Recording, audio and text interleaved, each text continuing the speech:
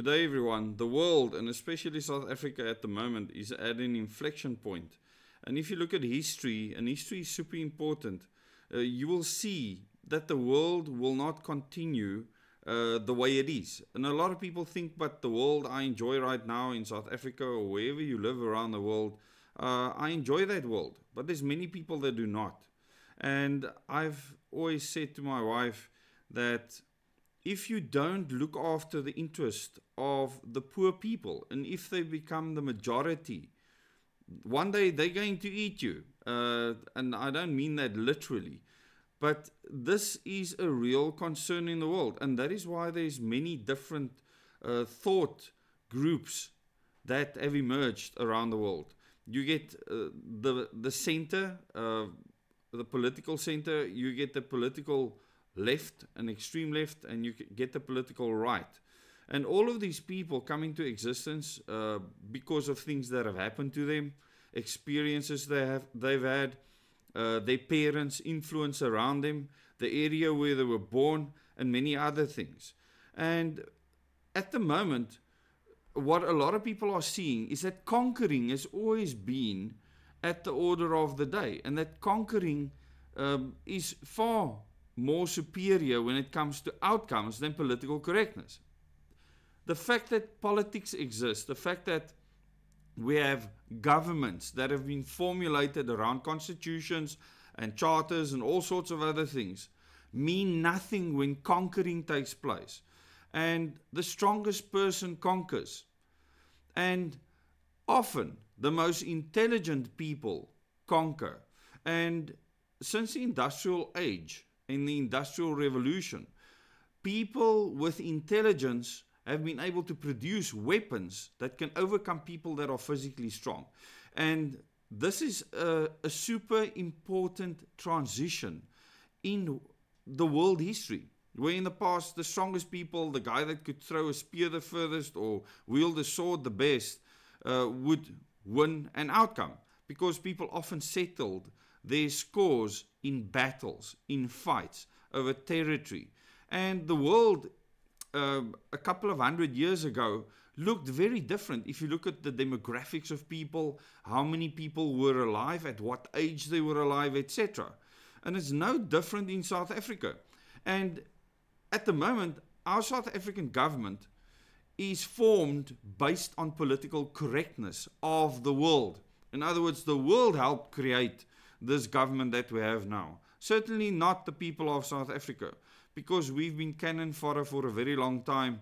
And when it came to the British landing in South Africa and taking the territory like they did in many other places, all that happened is a few groups of people in the country that were very diversified at the time decided to fight against these people, took up arms, and there were two wars waged against the British forces.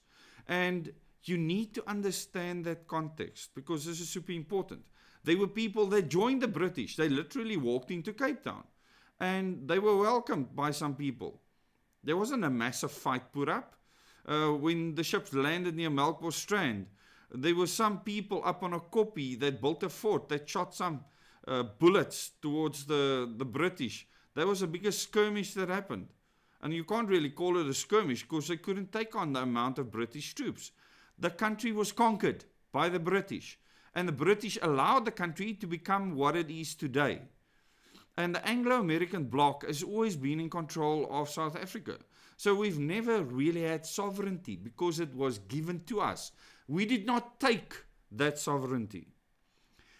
If a country is to take sovereignty, that means that they are powerful, that they can kick butt, that they have a strong military, that they have a strong citizenry. And at the moment in South Africa, we do not have a strong citizenry. Most people are dependent on a pathetic government for grants, for handouts, money that comes from other people handed over to spread the wealth. Now, for those individuals that get the government grant, they feel insulted because they don't believe it's enough money. And many of those people might believe that, that they should get more from the rich, which are leaving South Africa at the moment. And this has happened throughout the world's history. This is not new to South Africa. What is new and is different in South Africa is that the indigenous people that lived here has not been wiped out completely.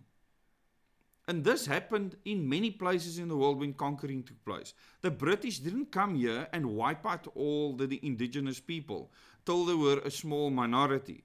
And this is different because they could have wiped out all the people that they put in concentration camps and so on, the people that went, that were sent away to islands in concentration camps. Everyone could have been wiped out, and many people died in South Africa fighting against the British back then. And now the British are part of South African culture. There's a lot of people from British heritage. And my grandmother on my father's side is British. So it's in our blood. It's mixed. We are a mixed country. And this is happening around the world. It happened here first. We had so many different groupings of people in this country come together, and various levels of conquering took place by various groupings of people over each other. And then political correctness happened. Political systems were put in place, and the British allowed this to happen because they were in charge of this country. And the system that they put in place is what became the apartheid government and what later became the government in 1994, with a new constitution that was signed and accepted in 1996. And we are stuck with that system. It has brought us to where we are right now. And I love the fact that Pieter Dirk Uys made a movie, A Letter to the Mayor, meaning John Major, who was then the Prime Minister of England, to say that, dude, what you people did brought the country to where it is now. Now, I know it's not that simple. The people of South Africa have not conquered anything. Most of the people fled here. Some people migrated here for various reasons. But this country has never conquered this territory and said, this is ours, we will fight to the death to defend it. No.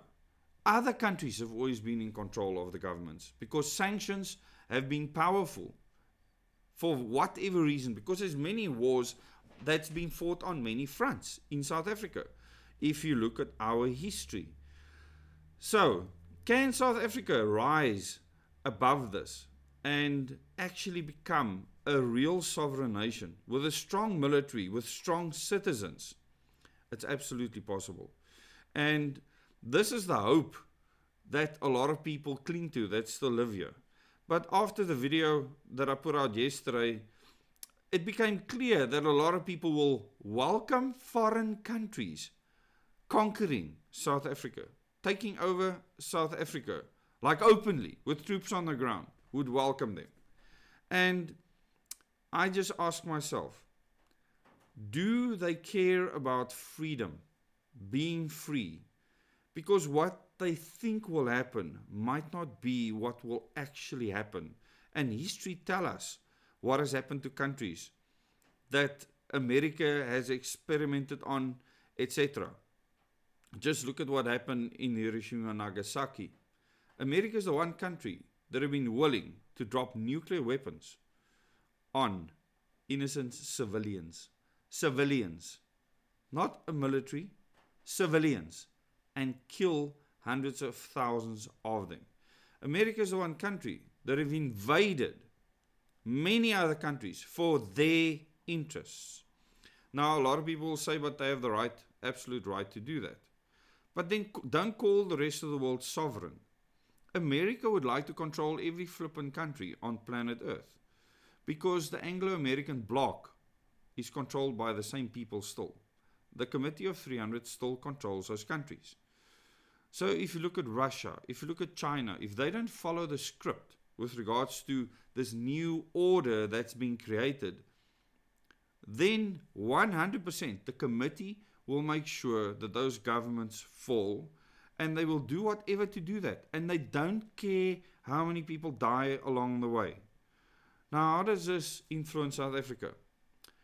We will and should not be directly involved in that conflict. It'll give us an opportunity while the other countries are at each other's throats, and I would not want to be in Europe during that time, that we can build up something strong here. And we plan on doing that. And there is a movement that is working at doing exactly that. And the first and most important thing that you must remember is that for you to be part of that movement, you need to be self-reliant. It doesn't matter what background you come from, what religious beliefs, culture, etc. You need to become self-reliant. You do not want to be reliant on government for the 5 things you need for survival: water, food, shelter, energy, and something to keep you sane. Because as long as you rely on government for those things, you are weak. Our nation is weak. And we will not be able to withstand what the world throws at us in the next 10 years. I really want to thank the people that are supporting this channel, the members on this channel. Many of you have joined up as members. Thank you for joining as members. I'll put out a video later to explain the membership levels on this channel and the information that you can find on those different levels. Once again, thanks for liking the videos, for subscribing to the channel, for clicking that bell icon so you can get notifications for the future videos, and thank you for commenting and sharing this content. Thank you so much. Till the next video.